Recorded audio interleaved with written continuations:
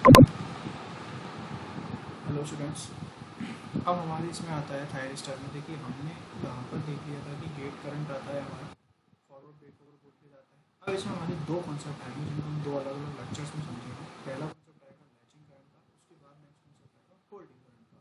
तो दोनों 5-5 मिनट के टॉपिक एकदम छोटे छोटे होंगे, लेकिन कई कई बार आपसे डायरेक्टली एग्जाम में क्वेश्चन पूछ लिया जाता है कि लैचिंग करंट को समझाइए, लैचिंग करंट क्या होती है, और होल्डिंग करंट को समझाइए, होल्डिंग करंट क्या होती है।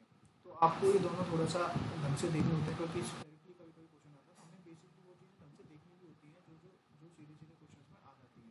तो मैंने जैसे अभी SCR था, तो SCR में मैंने तुम्हें देखो सिंबल तुमसे पूछा जा सकता है, उसकी कंस्ट्रक्शन ये तुमसे पूछी जा सकती है, इसमें कितनी लेयर होती है, कितने जंक्शन होते हैं, इसकी कैरेक्टरिस्टिक ये तुमसे पूछी जा सकती है, और इसका तुम्हारा इसकी तुम्हारी मोड्स की कौन कौन से मोड्स में काम करता है, ये तुमसे चारों चीज़ें पूछी जा सकती हैं। ठीक है, इसके अलावा तुम्हारा जो गेट सिग्नल है उसका सिग्निफिकेंस, भाई गेट सिग्नल इसमें आया क्यों, और पावर डायोसिस में अलग क्या है गेट सिग्नल, उस गेट सिग्नल का पूरा मिला है। अब हम देखेंगे लैचिंग करंट। देखो लैचिंग करंट होती है कि जो देखो दोनों करंट है, एक लैचिंग करंट आएगी, होल्डिंग करंट आएगी। तो पहले लैचिंग करंट को समझेंगे। Latching current is related to turn on process, मतलब थायरिस्टर को टर्न ऑन करने के लिए जो प्रोसेस, टर्न ऑन करने के लिए जितनी मिनिमम करंट चाहिए उसको हम कहते हैं लैचिंग करंट। मतलब कि भाई आपने गेट में करंट लगा रखी है, गेट पे सिग्नल दे रखा है, करंट दे रखी है, लेकिन आप उतनी करंट नहीं दे पाए जो कि थायरिस्टर को ऑन होने के लिए चाहिए। मतलब मैंने तुम्हें बताया कि हम करंट बढ़ाते जाएंगे, लेकिन हम उतनी करंट तक पहुंचाएंगे जब हमको चाहिए। तो इतने टाइम के लिए जब आप इतना गेट सिग्नल दे देंगे, सपोज दैट इसकी वैल्यू है 5 मिली एम्पियर और इसका टाइम है मान लो 5 माइक्रोसेकंड, 10 माइक्रोसेकंड, तो 10 माइक्रोसेकंड के लिए जब आप 5 मिली एम्पियर दे देंगे, तब आपका थायरिस्टर एक तरीके से फॉरवर्ड ब्लॉकिंग से फॉरवर्ड कंडक्शन में चला जाएगा। तो gate pulse initiate the turn on process, but once the thyristor is on, the on state gate loses control of the device. Therefore, we can remove the gate signal when SCR becomes on to avoid the continuous gate power loss. समझ रहे हो इस बात को? इसका मतलब ये है कि जब तुम्हारा, जैसे तुमने एक बार इतनी गेट करंट दे दी कि तुम्हारा थायरिस्टर ऑन हो गया, तो तुम्हारा थायरिस्टर किस में चला गया, ऑन स्टेट में चला गया। अब उस थायरिस्टर को अगर तुम चाहो तो उस थायरिस्टर पे से गेट सिग्नल को हटा सकते हो। जो ये गेट सिग्नल है, ये गेट सिग्नल का काम है केवल और केवल उसको ऑन करना। अगर केवल ही उसकी टर्न ऑन प्रोसेस को कंट्रोल कर सकता है। अगर एक बार वो ऑन हो गया और उसके बाद अगर तुम चाहो कि नहीं मुझे तो ये गेट सिग्नल हटाना है, तो तुम हटा सकते हो। तुम इससे तुम्हारा क्या हो जाएगा कि जो तुम्हारा गेट पावर लॉस हो रहा है वो गेट पावर लॉस होना खत्म हो जाएगा।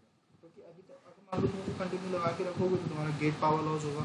गेट पावर लॉस तो बिना बात के तुम्हारे पावर का लॉस हो रहा है। तो हमें पावर लॉस को कम करने के लिए हम इस गेट सिग्नल को हटा सकते हैं। ठीक है, if gate signal remove when the anode current is less than the latching current. लेकिन अगर तुमने गेट पल्स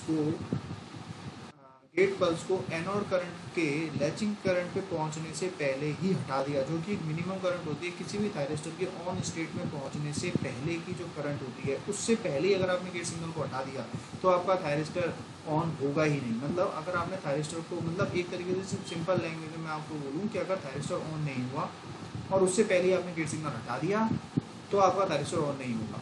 मतलब आपको थायरिस्टर को ऑन करने के लिए एक मिनिमम करंट देनी पड़ेगी और उस मिनिमम करंट को हम लैचिंग करंट कहेंगे। मतलब थायरिस्टर को टर्न ऑन प्रोसेस में पहुंचाने के लिए, टर्न ऑन में पहुंचाने के लिए जो मिनिमम करंट की रिक्वायरमेंट होती है उस करंट को हम लैचिंग करंट कहते हैं। सीधे सीधे ये इसकी डेफिनेशन है। तो therefore we must maintain the gate pulse with at least for a period until anode current reaches latching current. बताया ना कि भाई जब तक तुम्हारी एनोड करंट लैचिंग तक तुम्हारी एनोड